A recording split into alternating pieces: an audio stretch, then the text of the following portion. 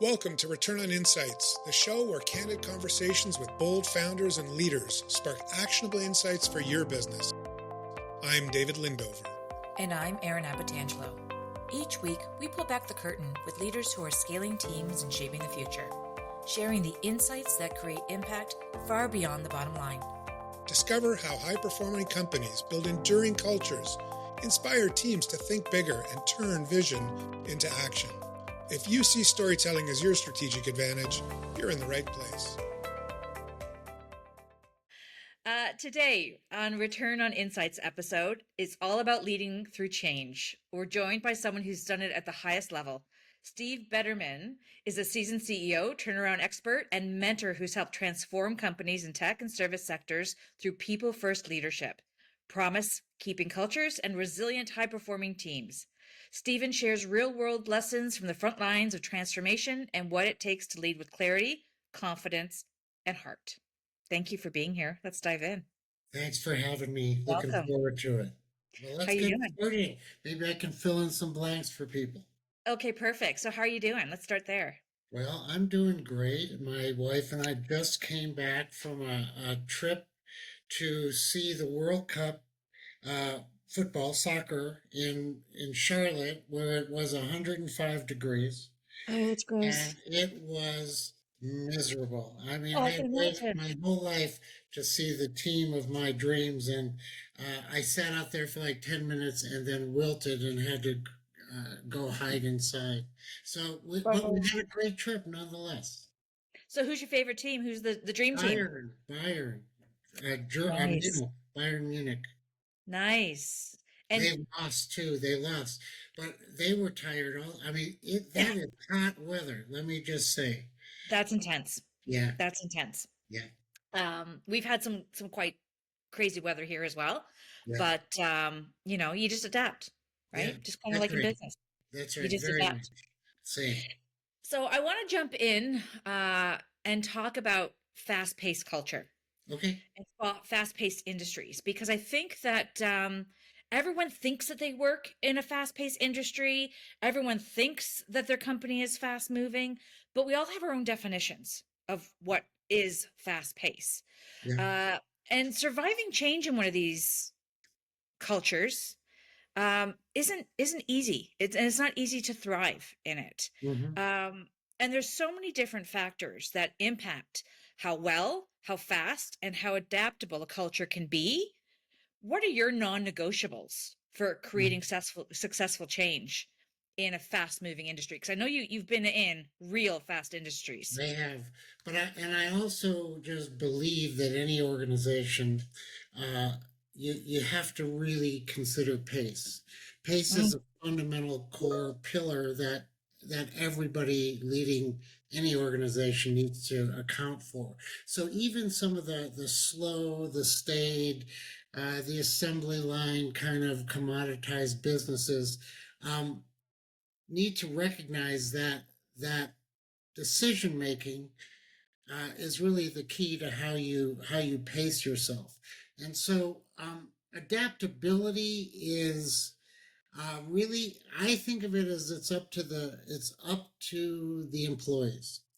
In other words, they either can fit or they don't fit. In other words, I come in and I look at an organization and I bring Steve to the party, and Steve's approach is what I will lay out, which are the core values and the broad outcomes that we're looking for. And then within that context, that's non-negotiable. And part of that equates to your culture. As an example, in our company at Noble Biz, we're really built on a simple core value of make a promise and keep it. Mm-hmm. And nothing more, except that's sort of loaded with a lot to do, right? Yeah. So we set that value and are uncompromising about it, and then we bring in people that will adapt to it, and that means that we have dependable, sustainable processes that can be thought of as staid and deliberate, but at the same time, every process needs to be forgotten if it conflicts with the Yeah. core value, which is I got to do what I need to do now for you at any cost, for any reason, because that's what I promised you. So Right. you have to have people that don't get stuck in process but are willing to work within a context of it and don't get stuck because they're scared to make decisions. So the culture that you built is one that says it's simple. Weigh every decision you make for anybody in the company against the core value. Simple. Right. So if I'm a support person, I don't need to ask layers and layers of management, can I spend this money or do this thing for people that we promise things to? I get to weigh it against the core value, and it's simple. I just say, well, obviously, as long as I can rationalize it against that, I'm good. And then guess what? If you make a mistake, we do that. And so as people, we have this great opportunity tomorrow. We make new decisions. And so that's really how it works. So it sounds a lot like a lot of from a people perspective, there's a lot of self-selection as well. So if I'm in this type of culture and I these values are very clear, Yeah, like they're on the wall, folks, you can read them. right. Um, I can self-select whether I want to stay or not, or whether I think I can manage within those values and provide value to the company. Or if I love the idea that you make a promise, you keep a promise. That's how we raised our children. So Right, it's such a right, fundamental human right, idea. right. But, the idea that people can self-select whether or not they want to be part of that culture or not, I love that idea because it gives them the authority to say, this actually isn't a fit for me. And a lot of people struggle with that. They do, A but lot of they people, need a job too. And yeah, so what happens with that is that although on an idyllic basis, yeah, people will deselect, but they still go through the trauma of deselecting, which is I'm going to lose my job, I need my income, I have to pay my mortgage, my kids' school, health, and on and on. And luxury to keep your job. and I'm not good at change, or a million reasons why people don't deselect from things that are not good for them. So Right. what that means is that everybody in the company has to help them. And the way they help them is if you really build a passionate environment focused on a single piece, that make a promise, keep a promise, and not 12 missions in my mission Right. statement, but just this simple thing. And it's fairly straightforward and easy to grasp. And if everybody is being managed to work towards that, it's pretty easy for anybody to see who isn't fitting that. And when Right. they're not fitting that, peer group pressure, common sense, and good managers who help that person find an alternative. That has to happen. Do people get suspicious of the idea or the value that a promise, keep a promise, that kind of Yeah, idea? Because it it's such an intrinsic childlike value to have right, that for a right. company to kind of come out and say, if you make a promise, you keep the promise, right? Yeah. It's like, whoa, right? That feels skeptical to me. That feels suspicious in a lot of ways. I took over a company uh, in Romania, and in that, uh, our support group really wasn't embodying what I felt was critical to that common thread, and it was really laborious to get the right activity and to get them to make decisions and to feel free to make those decisions in the and live within the moment and not delay and understand that pace is critical to anybody using a mission critical tech like ours, and that you just this is like an emergency room per se, so you have to make decisions to save that life. And oh, it took a long time of failure on my part and our management team to understand what this disconnect was. And Right. one day it came to one of us, and it was, and the head of support finally said what was on his mind. And he said, "You keep saying it's common sense, but Oh, whose common sense? yeah. What is your definition of a promise?" And I have to tell you, it never occurred to any of us that No, why would it?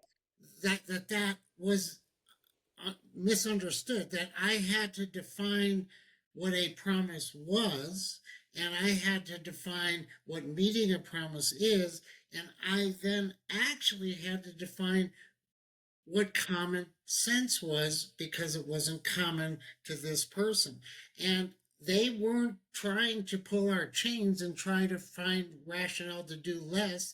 They wanted to do more also, but they could not understand it because they thought they were doing it right, and they weren't. And it was a mind-blowing thing. To this day I'm still conflicted about it because inevitably what we ended up having to do was change out management, and I've never felt good about that. I felt like we failed to understand what we were being asked and to get the point across. Wow. I never, like you said, in a million years would think that, because it does seem Yeah, so so basic, it right? does, right? I look at the, I think of business as just the world. Here's how I look at it. The world is mediocre. Okay, that's how I see it, Yes. and it's mediocre because people are willing to accept less. And Yes, they do correct. it every day, including myself, who doesn't want to do it, and I still do it. And an example may be something like I go to McDonald's and they get my order wrong, and I get home and there's something less than what I ordered, and I'm upset and I'm mad, and then 2 weeks from now, I'm hungry and I'm driving by McDonald's and I go back in, and by doing that, I give them implied consent to be mediocre. Yeah. And so that to me is the key here, which is most things that we do in our life are transactions. We are all doing commerce in the world every day, bartering, trading, exchanging. That's what we do. The most of anything we do is has to do with transactions, and translate that to commerce, and that means that business is leading the way to mediocrity. And because we're teaching ourselves and our next generations that it's okay to accept less. It's okay to not be perfect. It's okay to redefine what excellence is and what a promise is. It's okay. Those are okay things because all of that allows us to do less than more. So we have an opportunity in business to build a business to prove, and I look at it as in our business, it is mission critical. So if we can pull it off and we can do it right time in and time again and never accept failure ever, even though we may, it's not a consent to fail. And if we can do it right and we can continue to build an organization that gets bigger and bigger so that nobody can say, well, yeah, you're doing it right, but you're only a $5 million company, not $100 million. So then you got to get to $100 million company. And then the $1 billion company say, yeah, but it works for $100 million, but not $1 billion. So you're sort of driven with purpose to get bigger and bigger to prove this point. And the point is simple: do more, Yeah. care more, embrace your customer more, recognize that every transaction done with this determination is proving to the world that a McDonald's can do it right, and we don't have to accept more for them. And Yeah. I believe consumers should demand more of us, not less. And every company, if you look, I just was looking at a whole list here from Forbes' best customer service driven organizations, And I see companies on this great list that are that don't communicate with you. Amazon's on that list. Wow, right? Well, can you talk to Amazon? I can't talk to Amazon. I got Does it nobody give to complain qualifications with. for what put them on the list? Yeah, well, Forbes, Forbes did it, so it must be good, right? So that the point is this world is based on saying good customer services don't communicate with me. No, it should be communicate more, embrace more, demand more, Yes. give more, do more. It's about more. It's at the end of every transaction you do with anybody. You should say to yourself, what else should I have done here? Yeah. There's always something else I should have done. And if you get a whole organization to be asking that question time and time again with all their transactions, and you grow because of it, such a compelling thing, then maybe we can teach the whole world that they can build a company like ours and do it too. You know what? It's interesting because it's again like all these things that you're saying. There's their fundamental truths, their fundamental insights that we should have just from common sense, right? Right. Like I remember one of my kids coming home from grade school years and years and years and years ago, and there were all these spelling mistakes in the essay. And they got a good mark, something in the 80s, and I'm like, how can you get a mark this good with this many spelling mistakes? So when we sat down with the teacher, we're like, what's going on here? Right. And she said, well, we don't look for spelling, we don't check for spelling. But that's fundamental, right? It's just like those transactions. If To me, you're that gonna makes sense. Yeah, and if you're gonna miss the pickles on my burger this time, McDonald's, I'm not gonna come back to you because again, it's implied consent. We're Exactly. teaching kids at an early age that it's okay Yeah. not to deliver, Yeah. right? Yeah. And when we get to the organizational level, you've got to herd the cattle to now conform to a new idea that we need to um, care about our spelling. We need to, We need to. We have to. yeah, And so look at so the questions of how do you build this business that is collaborating on and converging with this ideal.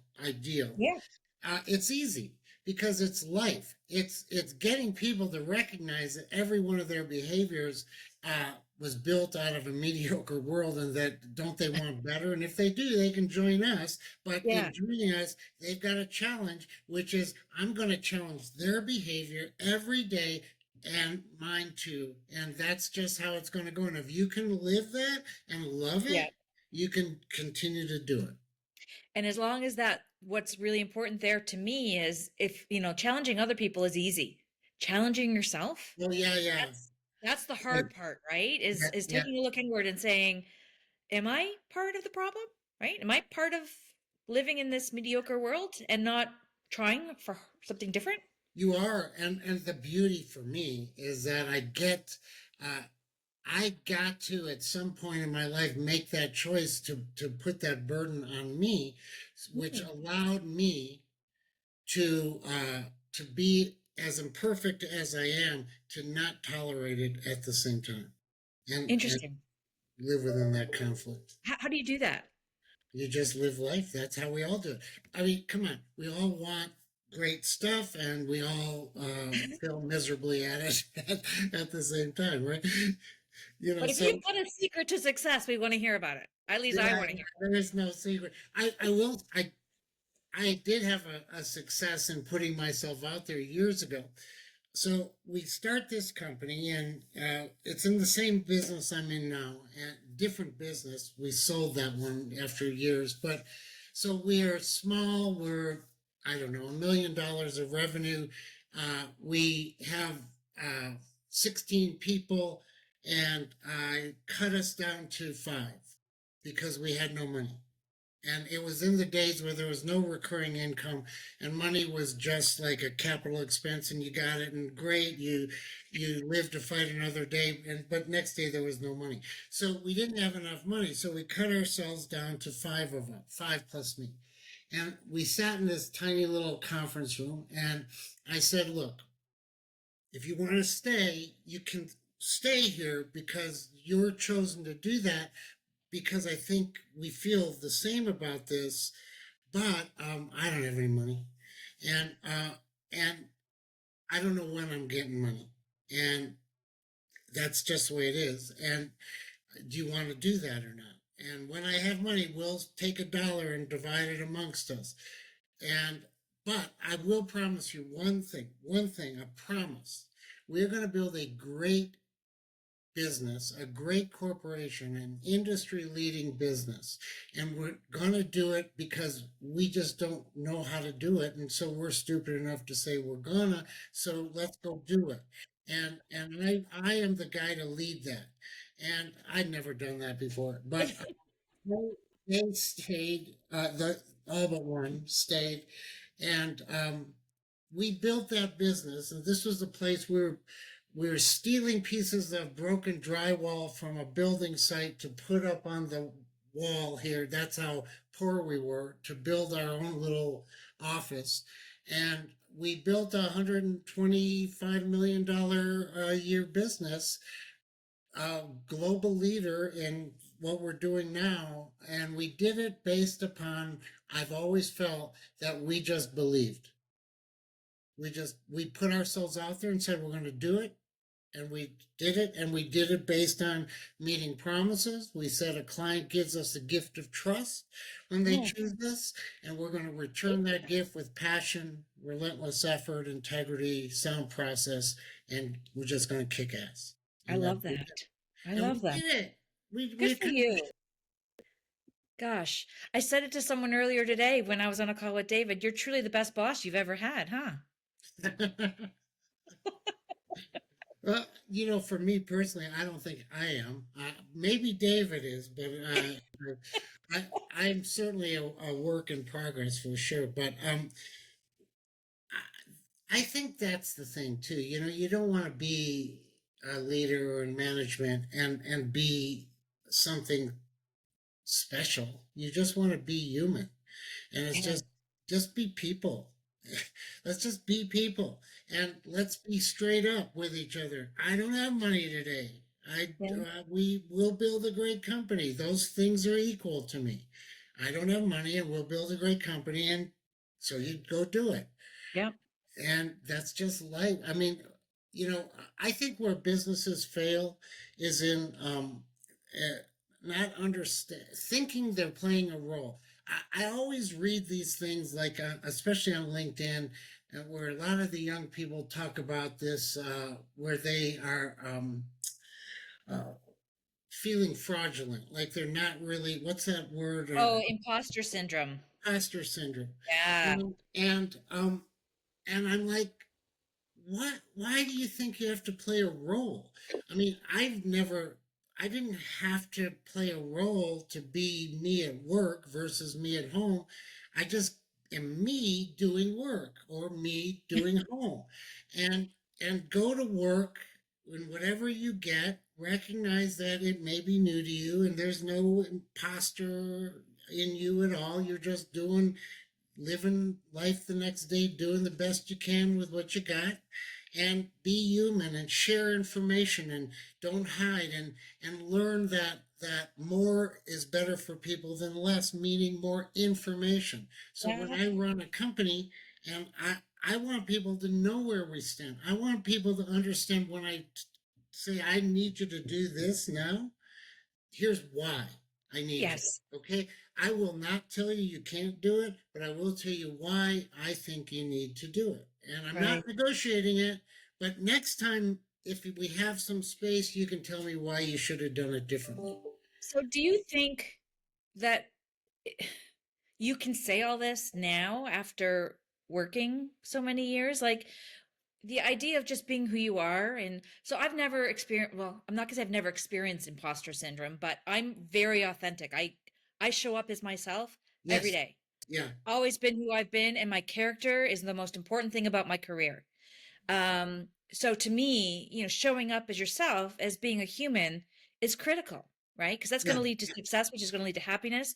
But is that something you've learned over your career, or did you come out the gates that way? And if a young person is listening to this and they're feeling like they've got imposter syndrome, why? Like, how can they get over it? Why are they maybe feeling it? And what would be your, I think recommendation? the answer is stop. If that's what you are thinking, stop it. Just Simple as stop. that. Just Stop. stop. I mean, for Christ's sakes, yeah, be insecure. It doesn't mean you shouldn't be where you are. Ah, You got yes. something got you to that moment in time, so that's who you are. And and what got you there was the best of you, not the best of some persona you think you have to Yeah. be. Um, and then trust it. But I listen.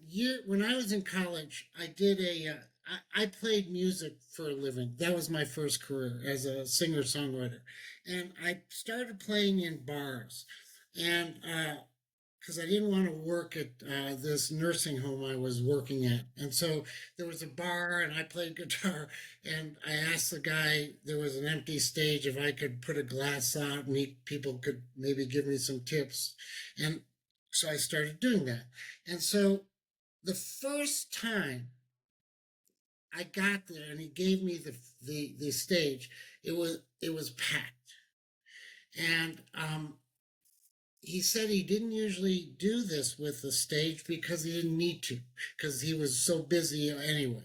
But sure, I can do the stage if I want. So I came out, and nobody was used to music, and it was packed and loud. And I got out there, and I was scared to death.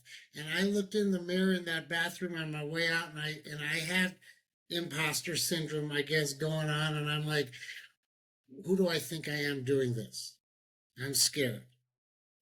And so I came out and I started to, and nobody saw me. I just was sitting playing, and I started to play. But because nobody was listening, I was scared to stop, where they would all of a sudden hear a void of music. So I just kept playing song after song after song. And, and finally I stopped. I just had to. I mean, I didn't know that many songs. So I finally stopped.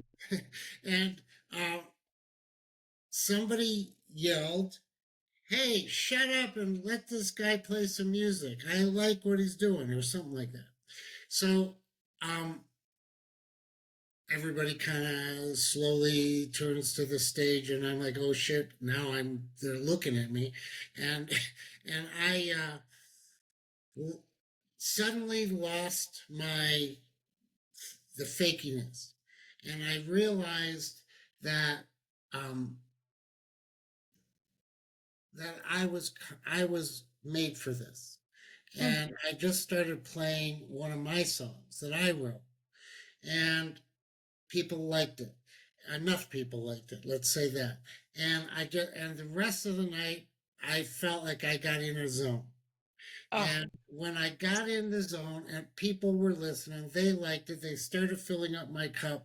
And so I did too. I faced that syndrome for a half hour of my time, and then realized that I was best as myself. Not, I wasn't best playing one song after the other. I was best connecting with the audience, communicating as I was talking about what I wrote and stuff like that, and I just being Steve, and that's what I just did the rest of my life, was Steve. It's about courage, though. You have to be okay being scared. You yeah. have to be okay being scared in front of people. You have to be okay um, uh, looking less than how you want to be looked at. You have to be okay with yourself, and that's what we teach our kids, right? I think that is the perfect insight to end this on. Yeah. I actually have goosebumps Oh, thank you. because it just resonates, Yeah. right? Like, I think that is the best advice I think I have ever heard someone give, to someone who's starting out and that feels that way. So thank you, Steve. Everything you've shared today has been eye-opening, insightful. And I know people, when they hear it, are going to fall in love, not just Yeah. with you, but the message, the content that, this conversation. So Well, I thank you. hope even one person, gets something of value. I mean, it's kind of what you Two hope people, for. because I did. Two people. Right. Yeah, three people. Three people. The third, yeah. Thank But you for this was that. fantastic, and I've got so many other questions for you, and experiences I want to share with you. So thank you. Yeah. Maybe we could do this again one day. I would love to do that, Aaron. Tell you And about thank you for me having being me. in a call center and Yeah. how I performed. Yeah. Okay. I'll Well, share that with you one day. me too. After music, I became a call center agent. Yeah, yeah. So we'll swap stories. Yeah. Yeah. Those Well, were thank hard times, right?